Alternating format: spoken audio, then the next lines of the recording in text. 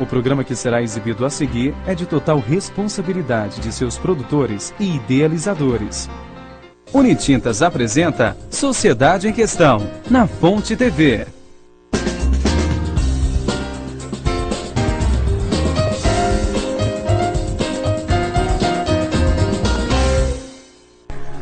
Olá, boa noite. Começamos mais um Sociedade em Questão. Seja bem-vindo. Hoje, segunda-feira, dia 20 de janeiro de 2014. Você é o nosso convidado a participar do Sociedade em Questão. Ligue e participe pelo telefone 3254-1016.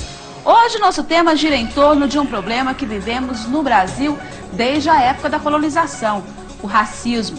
Muitas vezes camuflado como brincadeiras ou uma frase inocente, o racismo cresce e causa sérias perdas sociais.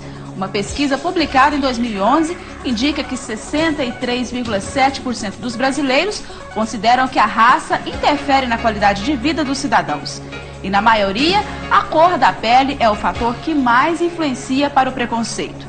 Este é o nosso tema de hoje e você pode participar. Nos ajude a fazer o Sociedade em Questão dessa segunda-feira com a sua pergunta, com a sua opinião. O Sociedade em Questão já está no ar.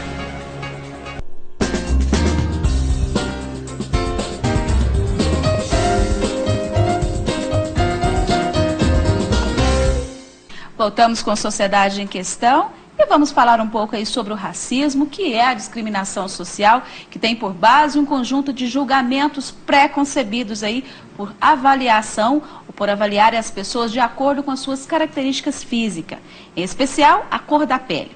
Baseada na preconceituosa ideia de superioridade de certas etnias, tal forma de segregação está impregnada na sociedade brasileira e acontece nas mais diversas situações. O racismo pode estar presente em qualquer tipo de ambiente, no trabalho, na rua ou até mesmo em meio às pessoas próximas. Esse é o assunto que nós vamos discutir hoje aqui no Sociedade em Questão e eu recebo o sociólogo Francisco Tavares. Muito boa noite, seja bem-vindo mais uma vez no Sociedade em Questão. Boa noite, é um prazer estar aqui e conversar com vocês. Estamos recebendo também, para enriquecer aí este debate, José Eduardo Barberi, advogado, membro do Programa de Direitos Humanos da PUC Goiás. Seja bem-vindo à Sociedade em Questão. Obrigado, boa noite. E para enriquecer, então, o nosso debate, estamos recebendo a Raimunda Montelo Gomes, superintendente de políticas para as mulheres da Semira. E é com ela mesmo. Boa noite, superintendente, seja bem-vindo à Sociedade em Questão. Boa noite, é um prazer estar aqui e poder debater, né, essa temática que é tão cara para a gente. E é com a senhora mesmo que eu vou começar aí o nosso debate de hoje. Realmente, passados aí tantos anos, né, tantas décadas, nós vivenciamos aí diariamente, né, esse preconceito, o racismo. Olha, o Brasil é um país racista, né? Isso só no governo Fernando Henrique que chegou a essa conclusão, porque tínhamos um projeto ideológico de que esse país é uma democracia racial e que é uma grande falácia. Estudiosos afirmam que o Brasil comete um crime perfeito com racismo, porque ele coloca o constrangimento do racismo não para quem comete o crime, mas para a vítima. Com estratégias que você não consegue, às vezes, configurar, porque as autoridades que deveriam registrar, às vezes, um agente da polícia, ou às vezes a própria delegacia não configura como racismo, assim como injúria. O cotidiano trabalho feito nas escolas com as crianças negras, o racismo ele começa desde criança, né? Então a criança sofre racismo a partir das suas insígnias corporais, né?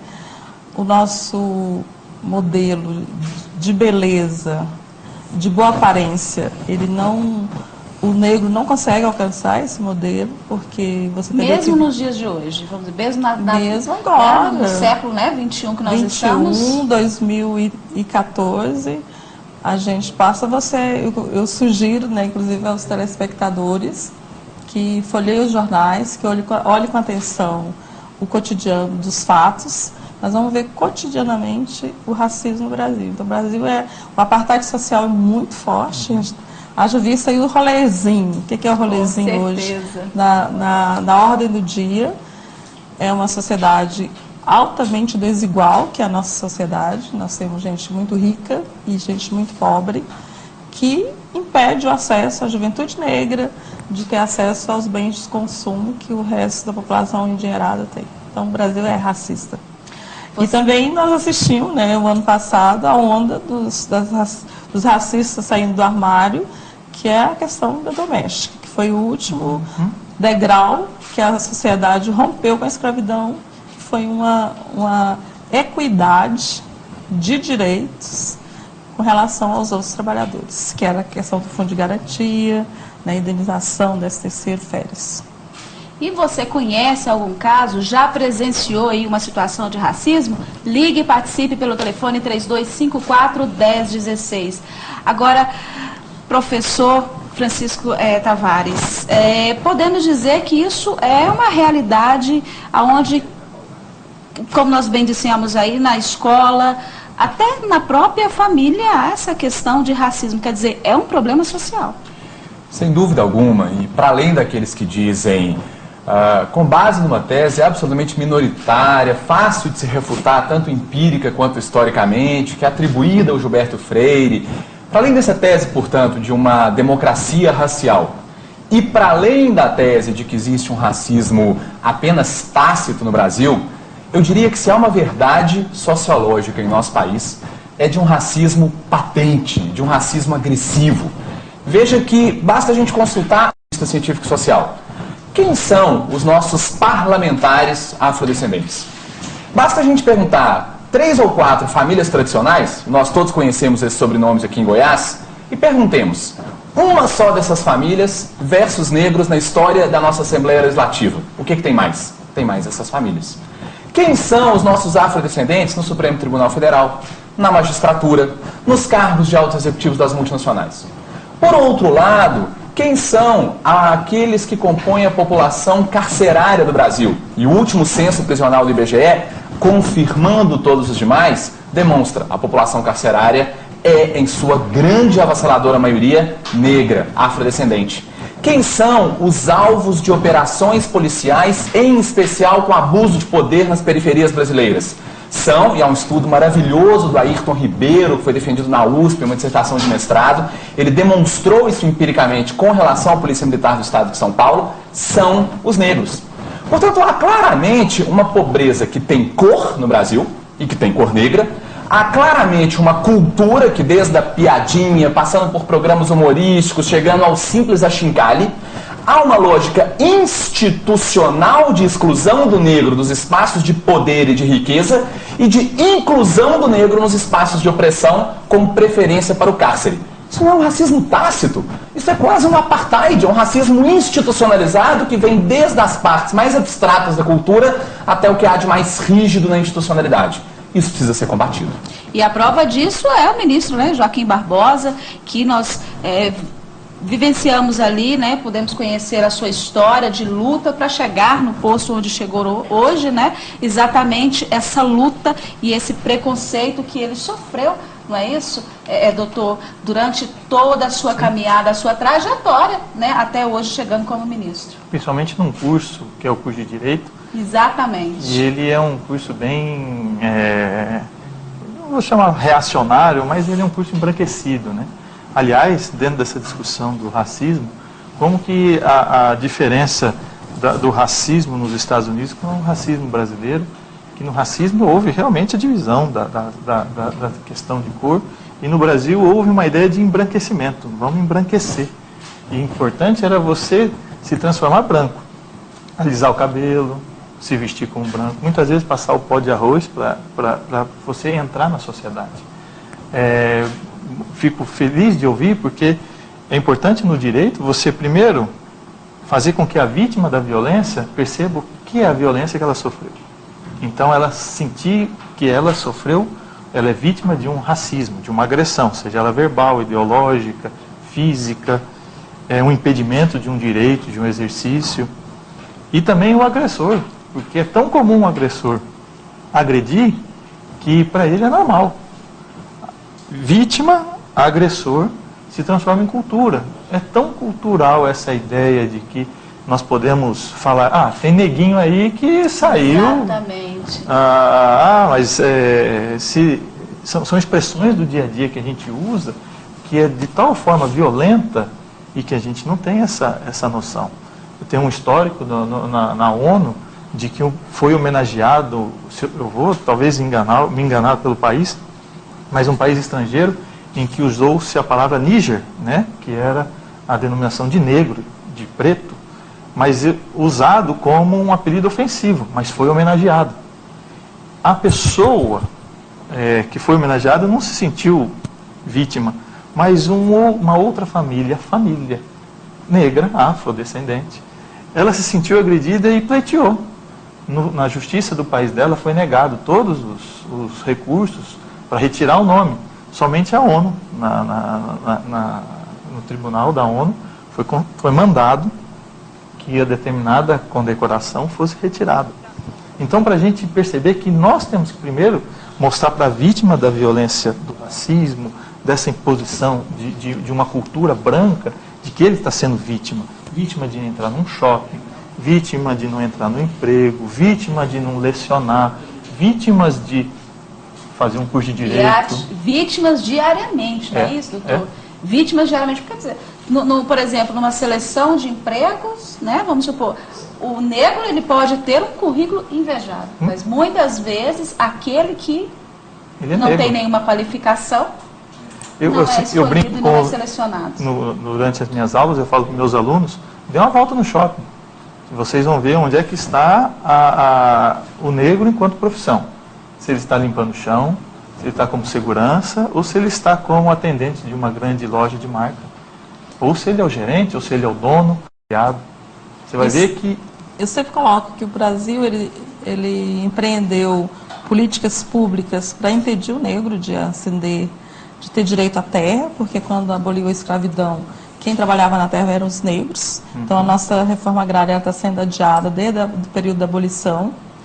Então o negro não podia ter terras. O negro também não podia ser funcionário público, e tinha uma lei chamada defeito de cor. Então o negro ele era impedido de assumir cargos públicos. Não podia estudar, né? Então era impedido o acesso à educação. Então um país que empreendeu políticas públicas para impedir que essa população tivesse acesso ao bem que foi construído, que é grande parte do trabalho, quem trabalhava no período colonial eram os negros, praticamente a riqueza desse país veio do braço dos meus ancestrais, né? Então esse país ele tem uma dívida e uma reparação muito grande, então precisa de uma ação afirmativa para que a gente possa superar esse fosso social que foi criado, por isso os cárceres estão cheios, os trabalhadores braçais, os analfabetos, as residências de lugares insalubres. Então, não porque não temos inteligência, não porque nós negros não somos capazes ou não temos competência, é porque essa nação, ela negou à população negra o direito ou não facilitou nada. Somos um povo da resistência, porque todo tipo de estratégia foi feito por esse país para acabar com os negros. Do extermínio, há inclusive todas as estratégias para impedir que eles tivessem acesso. E chegamos em 2014 com a maioria da população negro e afrodescendente, né? Somos mais de 50% da população. No nosso estado somos 58,73%, quase 60%. Se eu não me engano, o Brasil é o segundo país com maior quantidade de negro. Depois só da perde África. para a Nigéria. O Brasil, se não me engano, não, é real. É real. Agora, superintendente, a senhora como superintendente no cargo que ocupa hoje, eu creio que a senhora deve conhecer várias histórias. Agora, como mulher, né, como mulher negra, a senhora já sofreu preconceitos? Como que foi esse preconceito que a senhora sofreu? Como que a senhora se sentiu sendo vítima desse preconceito? Vários tipos de preconceito eu já sofri, né? Então, desde da questão do conhecimento, por exemplo, às vezes em rodas que eu já participei, sempre fui exceção no meu curso, quando eu estudei, né? estudei na década de 70. Então, assim, estudar psicologia naquela época era só para alta burguesia, né? Então, eu era uma exceção, trabalhadora. E sempre, às vezes, nas rodas em que eu estava presente, havia a necessidade de dar o meu currículo. Era necessário falar quem eu era. Parecia que era um estranhamento, um mal-estar ter uma pessoa negra. Então, você tinha que dar o meu currículo. Até hoje, em algumas situações, eu estar naquele lugar parece que não é um lugar. Não é um lugar do negro, não é um lugar da mulher negra. E a outra coisa com relação ao meu corpo, né? Como jovem, às vezes assediada, como se esse corpo da mulher, que eu sempre coloco, tem estudos que comprovam isso, que é um corpo tido como um corpo público, é um corpo que todo mundo tem acesso. Então, tem o Tarley Aragão, que é um pesquisador do UNB, que coloca isso muito claramente, que a mulher negra, ela sempre serviu para a iniciação sexual da pequena burguesia, né, tanto rural quanto urbano, exatamente. servir. É aquela mulher que, da questão da sexualidade, todo mundo tem acesso, mas na hora de casada, de constituir uma família, normalmente não se busca a mulher negra. E isso a mulher negra ela sofre até com relação aos companheiros negros. Que às vezes o homem negro, quando ele ascende socialmente, numa sociedade em que o padrão de beleza e de boas aparências e de oportunidades não é o negro, ele às vezes procura uma mulher branca para casar, para ter acesso à sociedade, para abrir, que é toda uma política de branqueamento, de tipo assim, de acabar com a raça negra. Felizmente, chegamos a nossa aqui, realidade, né? Sobrevivemos 2014, e somos a maioria da população brasileira. Nós temos uma participação. Olá, boa noite. Boa noite. Com quem eu falo? Vicente, setor Vila Nova. Seja bem-vindo à Sociedade em Questão, Vicente. Qual a sua pergunta? Bom, é o seguinte, eu gostaria de fazer uma pequena reflexão e, ao mesmo tempo, colocar essa questão para que a superintendente aí presente, o sociólogo, comentem. Eu acho que, quando se fala em racismo, não pode se falar só em relação a negro no Brasil, né? Nós temos um componente importante da população brasileira de indígenas, de descendentes de indígenas. Nós temos japoneses também, chineses, que também são objetos de preconceito, de racismo. Esse é um aspecto que eu queria colocar. O segundo aspecto é colocar o seguinte: será que vitimizar o negro, como está sendo colocado, e principalmente por parte da superintendente, é a solução para o problema do racismo no Brasil? Porque nós somos um país multirracial. Nós não somos um país só de negros. Nós somos formados a partir de várias origens, europeia, asiática, africana e indígena. O terceiro aspecto útil que eu queria colocar é o seguinte: nos Estados Unidos, o racismo do negro contra o americano é declarado, e vice-versa. Essa perceber também esses comportamentos dentro das empresas e no dia a dia. Eu gostaria que os dois comentassem isso sucessivamente. Obrigada pela sua participação, Vicente. Superintendente. Bom, eu, em nenhum momento, eu estou vitimizando o negro, estou colocando a realidade. E aí a gente percebe claramente que a sociedade brasileira ela é organizada tanto culturalmente quanto até do conhecimento, né, baseado no eurocentrismo, né, nós nos miramos ou na Europa como conteúdo dos nossos conhecimentos, ou nos Estados Unidos sem perceber essa diversidade. Com relação aos índios, realmente os índios no nosso estado praticamente foram exterminados, né? Então nós temos hoje 3 nações no estado de Goiás, que é os avacanoeiros, os tapuios e os carajás, e ainda, aliás, 4, que tem os chavantes que circulam entre Goiás e Mato Grosso. Mas a gente está se falando de uma população que é maioria, né? A maioria populacional e que está alijada de todos os processos. Nós somos maiorias de analfabetos, nós não somos maiorias em nenhuma situação favorável economicamente e nem muito menos de poder. Se você verificar, eu queria chamar ao telespectador que falou que eu não gravei o nome, né? Vicente, isso. Num país em que quase 60% da população é afrodescendente, você chegar num banco e você não vê um afrodescendente como funcionário ou no destaque, chegar numa repartição, a não ser a repartição, às vezes, que cuida da questão racial, você raramente vê negros em cargos ou postos de chefia, não precisa ser o secretário ou o segundo escalão, mas em assessorias. Numa universidade pública, você conta os professores negros, reitor, isso nem se fala, né? Em qualquer dos poderes, você conta e ainda sobra dedos para você contar. É muito estranho, eu queria dizer que é um estranhamento. Agora, com relação às empresas, ou mesmo as repartições, talvez esteja havendo um estranhamento de quem sempre teve na condição hegemônica e de conforto, porque, como diz os militantes, e eu sou um deles, estamos preparados para assumir cargos, estamos preparados para passar em concursos. Então, se tem hoje... capacitaram, não é isso? Nos capacitamos, estamos preparados. E aí, nós, negros, que exercemos um cargo de destaque, nós temos que matar um leão por dia, nós temos que provar cotidianamente que nós temos competência.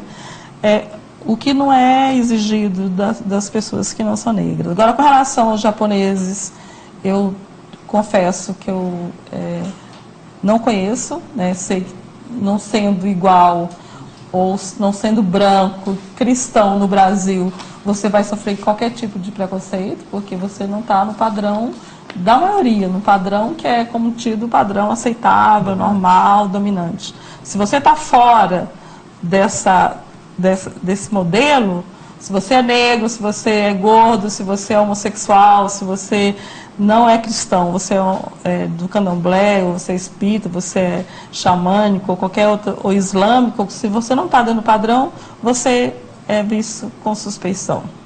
E você concorda com essa opinião? Ligue e participe pelo telefone 3254-1016. E aí, então, professor, o senhor concorda que os negros, de uma certa forma, se colocam ali como vitimizados ou não? Acho que não. A questão que o Vicente traz para o debate, para os telespectadores refletirem, é muito interessante, mas me parece que ela caminha, afinal de contas, por um ponto que não foi dito, mas que me parece ser o que realmente interessa nesse debate. Acho que todo mundo reconhece que há racismo no Brasil.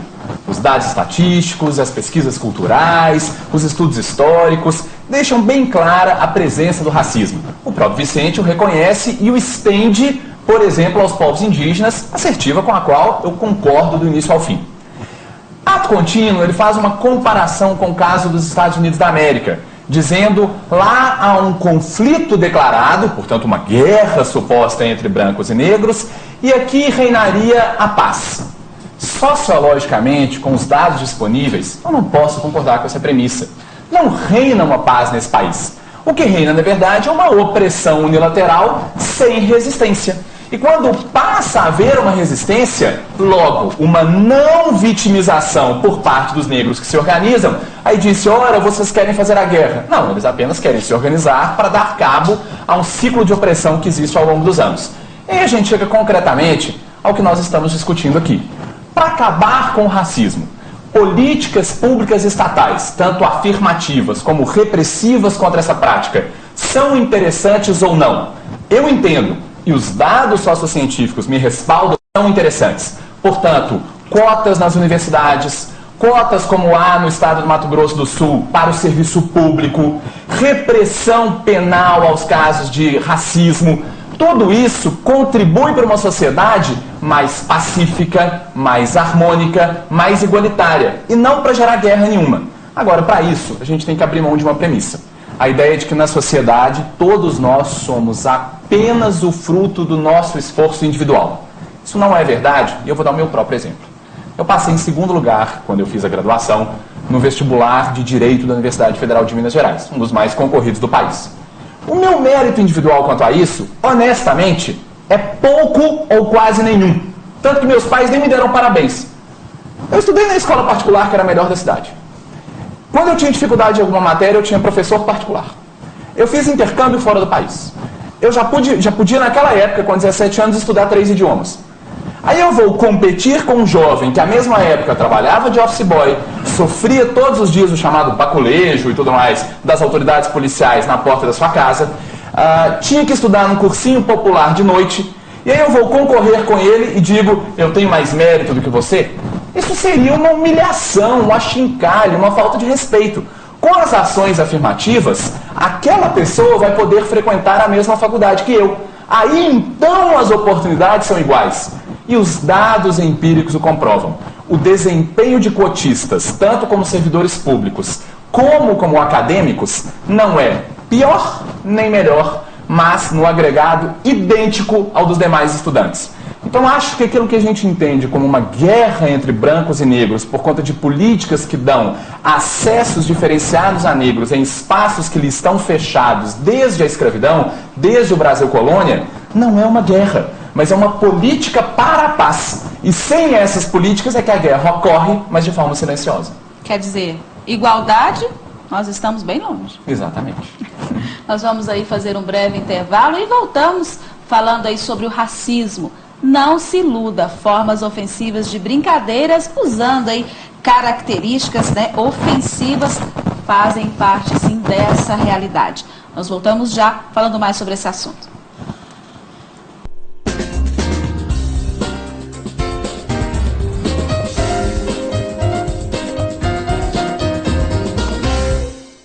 Voltamos com Sociedade em Questão e vamos falar um pouquinho sobre a discriminação racista, que é considerada crime pela Constituição Federal, que apresenta diversas formas de punição para estes casos, posto que o crime representa o ódio ou aversão a todo um grupo. O racismo é um delito de ordem coletiva que ataca não somente a vítima, mas todo o ideal de dignidade humana. Cuidado, uma brincadeira pode estar carregada de preconceito. Chamar o colega, por exemplo, de macaco, tizil, seu preto, nego fedido, pode gerar um processo na justiça. E nós continuamos aí falando sobre esse assunto. É isso mesmo, não é, professor, não é, doutor? Existe sim, qualquer palavra, mesmo que sem intenção, como nós mencionamos ali, de tizil, negro fedido, né? É sim racismo e a pessoa pode responder aí segundo a lei federal. Bom, tem que diferenciar racismo de injúria racial. Ah, sim. O racismo é quando você faz o aspecto geral, é um grupo coletivo. A jovem negaiada resolveu invadir o Flamboyant, o rolezinho. Então, quando você emite uma opinião ao público, tem que ser sempre público e um coletivo, você comete o crime de racismo. Não tem uma pessoa determinada, tem um grupo. Injúria racial é quando você determina o seu negro fedido. Então, existem essas duas questões. Sim. E aí você tem as formas de punição, né? Porque um é inafiançável, o outro tem as suas formas de indenização, essa situação. Nós temos uma outra participação. Olá, boa noite. Olá, boa noite. Caiu a ligação? Caiu não, eu estou falando. Ah, sim, boa noite. Com quem eu falo? Tudo bem, Almir. Seja bem-vindo à Sociedade em Questão, Valmir. Qual a sua pergunta? Eu tenho uma colocação, eu estou vendo um programa a respeito das cotas, né, que tem no Brasil hoje, a respeito da mulher na política, vou falar, né? E eu vi uma reportagem um dia de um ator americano negro e procuraram para ele o que ele achava para acabar com o preconceito racial. Ele disse simplesmente que as pessoas pararam de falar em preconceito. Entendeu? Para de falar em preconceito. Então, muitas vezes, os governantes incompetentes, em vez de investir na educação básica, para que todos, branco, negro, amarelo, verde, cor de rosa, tivessem uma educação boa, não precisava de cota para ninguém. Porque todos são competentes. Não é a pele que faz o cara competente ou incompetente. Não é a cor da pele, é o pigmento. Entendeu? Então, isso já é uma falha do governo com suas políticas populistas. A mulher, hoje, eleitor no Brasil, é muito mais mulher do que homem. Tem uma cota. Por que as mulheres não votam nas mulheres? Quem é preconceituoso é o homem ou é a mulher? É como o pessoal aí hoje, o pessoal do gays, pessoal, que a maioria faz uma reunião em São Paulo, dá 2 milhões de pessoas na passeata, e você conta no dedo quantas pessoas gays ou lésbicas que estão participando da política foram eleitos. Então os preconceituosos são eles. A senhora aí tocou no assunto. O cara negro, que ascende a uma posição importante, ele não casa com a negra, ele casa com uma branca. O maior de todos os negros, que é o Pelé, esse casou com alguma negra. Então ele, muitas vezes, quem é preconceituoso são eles. Eu acho assim que se tivesse educação para todos, não haveria esse problema de preconceito, de uma série de fatores que tem nesse país. Obrigada pela sua participação. É isso mesmo, professor? O senhor concorda que esse preconceito, de uma certa forma, ele está aí na sociedade da forma, vamos dizer assim, em casa? Podemos dizer que até a própria família, de uma certa forma, tem esse preconceito com aquele membro da família que é de cor negra. Claro, eu acho que a gente poderia começar essa conversa com o Almir, agradecendo a ele pela contribuição, para enriquecer o debate, aos Estados Unidos da América, já que ele se referiu a um ator negro estadunidense que disse que a melhor maneira de acabar com o racismo seria, ou com o preconceito, seria silenciando-nos com relação a isso. Hoje é um dia muito especial, dia 20 de janeiro, e é feriado lá naquele país, nos Estados Unidos da América. E celebra-se a vida e a morte de um pastor evangélico, um ídolo meu, chamado Martin Luther King, que decidiu não optar pelo silêncio com relação ao preconceito, mas pelo contrário. Era um grande intelectual, o problema individual dele já estava resolvido, era o Dr. King, o Dr. King, respeitadíssimo, mas ele falou, e pagou com a própria vida. Vários outros, como Malcolm X, como os Panteras Negras, decidiram falar nos Estados Unidos da América sobre o preconceito. E por que essas pessoas falaram? Hoje, brancos e negros podem se assentar no mesmo restaurante e não podiam. Hoje, há mais negros com ensino superior, inclusive em relação à população brasileira. E porque houve cotas lá. Nós ainda vamos alcançar isso a partir da luta dos nossos negros e negras. Então, a história revela o mesmo com relação às vítimas do Holocausto, os judeus, o mesmo com relação aos povos indígenas, que povos oprimidos, o mesmo com relação aos protestantes, aos evangélicos, aqui no caso brasileiro, todas as vezes em que eles denunciam a opressão que estão sofrendo e que exigem um espaço na sociedade, essa opressão diminui. Todas as vezes em que nós nos silenciamos quanto a isso, não vamos falar sobre preconceito, o melhor é esquecer esse assunto, ele se torna cada vez pior.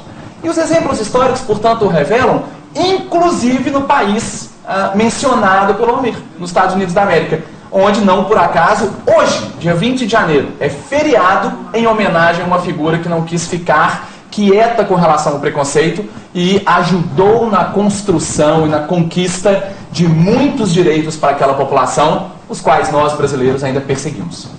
Infelizmente, são poucas pessoas, não é isso, professor, superintendente, doutor? Poucas pessoas que enfrentam essa realidade, e vão diretamente contra o preconceito. Não é isso mesmo, superintendente? Do jeito que ele coloca, o Almir coloca, é como se, de novo, a responsabilidade sai na vítima, O racismo, ele é crime, ele é imprescritível, inafiançável. E se a gente pensar na tessitura da nossa sociedade, as estratégias utilizadas para construir uma subjetivação da nossa cultura, nós percebemos que ela crava em um lugar, que, por exemplo, ninguém quer esse lugar ruim, você não quer ser um negro para ser discriminado, daí, muitas vezes, as pessoas não se assumem, se puder escamotear, se não tiver a pigmentação, puder embranquecer, aloirar o cabelo, de alguma forma fugir desse estigma, é muito melhor, é mais confortável do que você ir para o enfrentamento, o Brasil, como você colocou, professor Francisco, na primeira fala dele, o nosso racismo não é cordial, ele mata. Nós estamos vendo aí o extermínio grande da população negra principalmente da juventude negra, com relação aos homossexuais, né? A gente vê casos assim de extrema violência. Então nós somos um país violento com relação às nossas diferenças. Com relação aos indígenas, os indígenas tem nações aí que estão cometendo suicídio porque não tem alternativa, né? Então, se a gente for olhar os nossos índices, os nossos números, como sempre o professor ali costuma colocar, não está confortável, não é confortável. Nós não somos essa beleza de democracia racial como alguns querem vender, né? Então, não é responsabilidade só dos homossexuais, dos negros, não estamos na colocação de vitimização. Nós queremos o direito que todo cidadão tem de ir e vir, de sonhar, de consumir, de professar suas ideias, suas crenças. Aliás, amanhã é o Dia Nacional de Combate à Intolerância Religiosa. Então, nós somos um país que não proíbe as pessoas de professar seus credos. Então, por que algumas religiões têm que ficar nas áreas de serviço, escondidas, as pessoas têm que não dizer porque pode ser perseguidas? Então, nós somos um país democrático, lutamos para que a nossa Constituição fosse essa Constituição cidadã que é. Então, é defender a lei e a punição dos criminosos, porque quem impede uma pessoa de assumir um cargo pela cor da pele, pelo credo, pela orientação sexual, pelo gênero, pelo sexo, realmente ele está cometendo crime. E você concorda com essa decisão, com essa colocação? Ligue e participe pelo telefone 3254-1016. Agora, doutor, existe sim realmente a lei clara na questão do racismo. Agora eu queria que o senhor explicasse um pouquinho como que funciona. Quais são as penas para aquela pessoa que comete, sim, aí, o crime de racismo e a injúria racial, como o senhor falou? São penas diferentes. Primeiro, com o tipo de ação, né? Uma ação privada e a outra ação. A questão do racismo, o Ministério Público, ele que toma a frente desse procedimento. E da injúria racial, você tem a própria ação, que é privada, a própria pessoa pode iniciar o procedimento. Agora, questões de penas, eu vou me... Mas só para a gente finalizar essa questão da sobre o direito, sim, principalmente sobre a visão jurídica, que é o que nós estamos debatendo, tentando mostrar isso. Primeira coisa, a legislação. A legislação, historicamente, é montada por uma figura chamada homem médio. Então, quem estuda direito sabe que quem busca, a legislação busca fazer uma tábua rasa sobre a sociedade em geral, como erga omnes. Quer dizer, tem que atingir a todos, mas esse todos, ele chama-se de homem médio. E esse homem médio, durante toda, e eu vou falar no Brasil, principalmente, com as legislações portuguesas que influenciaram, e depois a legislação que foi se transformando brasileira, sempre teve esse homem médio com a figura, o homem, patrimonialmente resolvido, perfeito, branco, pai de família, por isso pátrio poder. Então essa figura transforma todos os outros em vulneráveis. Por isso que a legislação depois, com a ideia de dignidade humana, com a Declaração Universal, com a adoção, adotar essas legislações bem-vindas por país, principalmente com a abertura de 88, você vê essa população vulnerável ganhando espaço. Ganhar espaço. A ideia que está sendo mostrada aqui é exatamente isso. Não é a vitimização.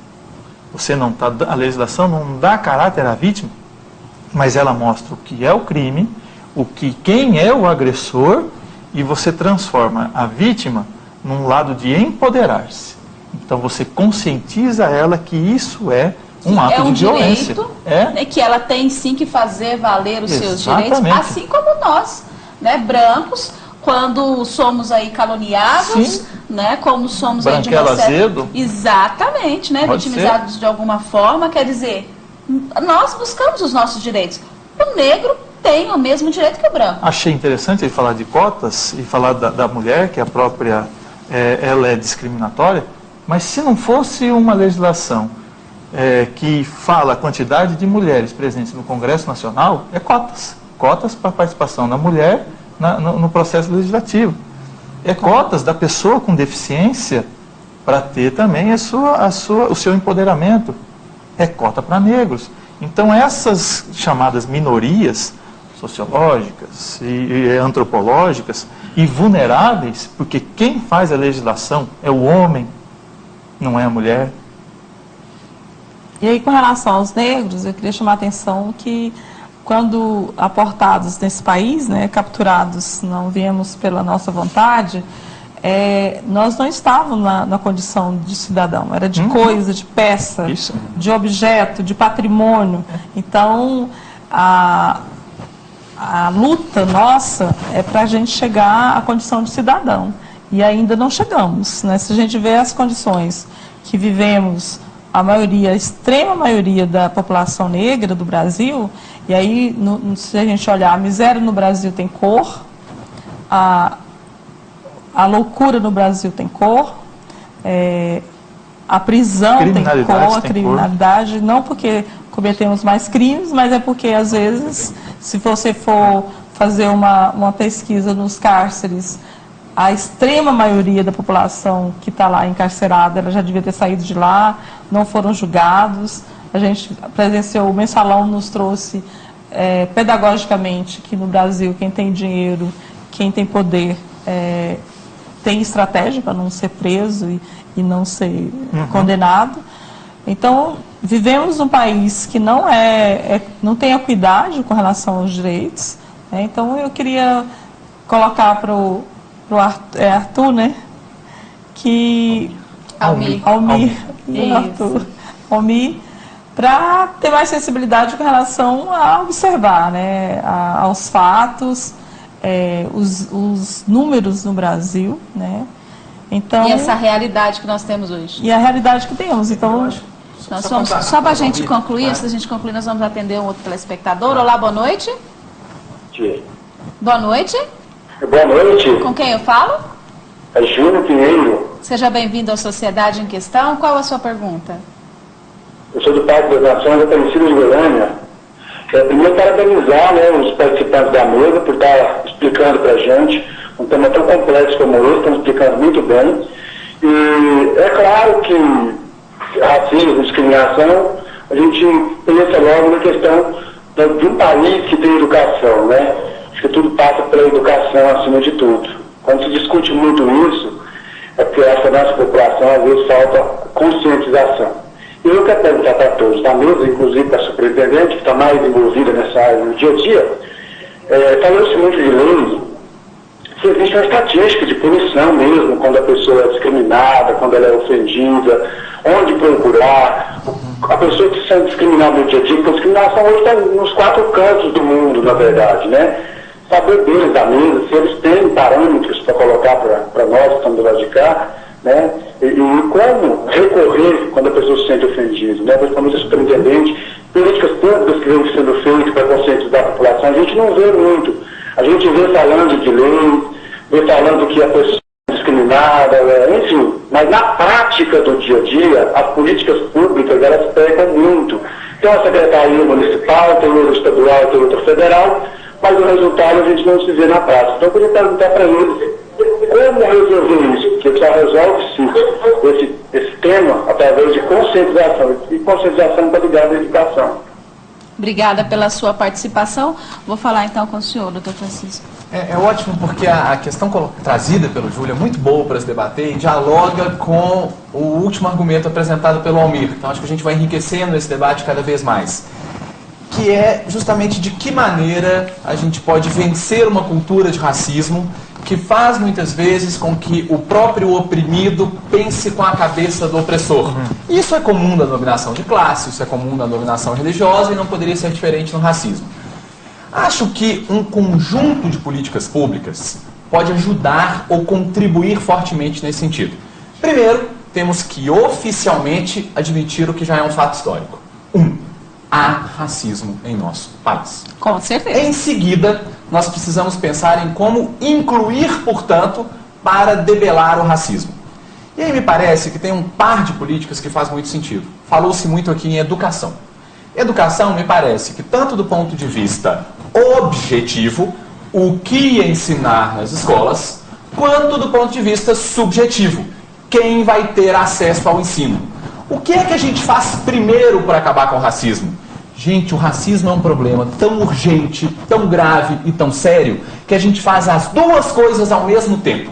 Ações afirmativas para que os afrodescendentes possam rapidamente se tornar mais médicos, advogados, historiadores, cientistas sociais, filósofos, químicos e, portanto, os professores da próxima geração, e modificações no próprio currículo das nossas escolas, para que nós, assim como hoje, nós temos a condição de saber quem foi o Anhanguera, quem foi o Ludovico, quem foi o Dom João, a gente possa saber quem foi Zumbi, a gente possa saber quais foram as diferentes culturas e tribos que foram sequestradas na África, em que contexto, pelo que passaram, como foram os quilombos, por que fugiram, qual era a prática cultural, a prática religiosa, para que a nossa educação física continue ensinando futebol, eu adoro futebol, continue ensinando judô, eu pratico judô desde 3 anos de idade, mas que também ensine capoeira, né? Ou seja, nós temos que mudar o conteúdo da educação, porque aí cada negra e cada negro vai ter cada vez mais orgulho da sua própria história, porque vai descobrir um fato que já foi dito aqui, que os negros construíram a riqueza desse país e continuam construindo, e portanto vai ter orgulho dessa situação. E com este orgulho a gente vai debelando cada vez mais o racismo e tem cada vez mais agentes em postos, portanto, de proeminência. Acho que esse par de políticas, ações afirmativas para que os negros estejam lá pensando o currículo da escola, por exemplo, pensando na decisão judicial no tribunal, seguidas de mudanças substantivas, já são um primeiro muito bom passo, mas apenas um primeiro passo. Com certeza. Infelizmente, o nosso tempo aí acabou. Quero agradecer ao nosso colega, o professor, sociólogo Francisco Tavares. Muito obrigada pela participação aqui no Sociedade em Questão. Eu que agradeço. É sempre um prazer poder debater com vocês e com os espectadores. Quero agradecer. Sim, simplesmente. Eu só queria colocar para esse último telespectador que a Secretaria de Política para as Mulheres e Promoção da Igualdade Racial tem o Centro de Referência da Igualdade. Diz que 180, diz que 100, se sentir ofendido, discriminado, vítima de racismo. Nós temos lá advogados, psicólogos e assistentes sociais e uma parceria com a Defensoria Pública do Estado. Então, você será acolhido e encaminhado e orientado no que pode ser feito para enfrentar o racismo. Caso não seja acolhido como eu estou colocando, você tem as ouvidorias do Estado, você tem o site da Secretaria, você tem a ouvidoria do Ministério, que é a CEPIR, né? Então, hoje em dia a gente tem acesso, não se cale, calar não vai resolver, nós temos que enfrentar, denunciar. Se você for numa delegacia e for maltratado, denuncia, tem a ouvidoria da segurança pública. Nós somos servidores públicos, somos pagos pela população e devemos acolher e tratar adequadamente todas as pessoas que nos procurarem.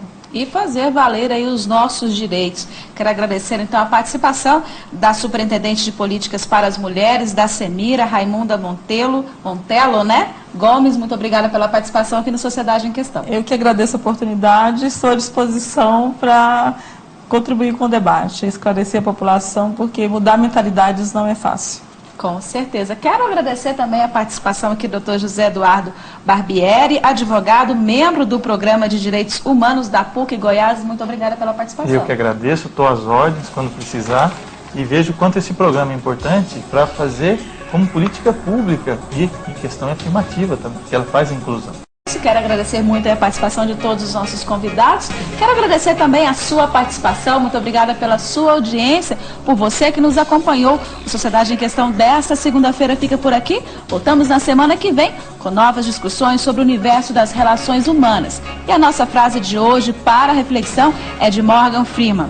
O dia em que pararmos de nos preocupar com a consciência negra, amarela ou branca e nos preocuparmos aí com a consciência humana, o racismo vai desaparecer. Uma ótima noite a todos. Continue aqui na Fonte TV, que possui uma programação voltada para você e para sua família. Boa noite. Unitintas apresenta Sociedade em Questão, na Fonte TV.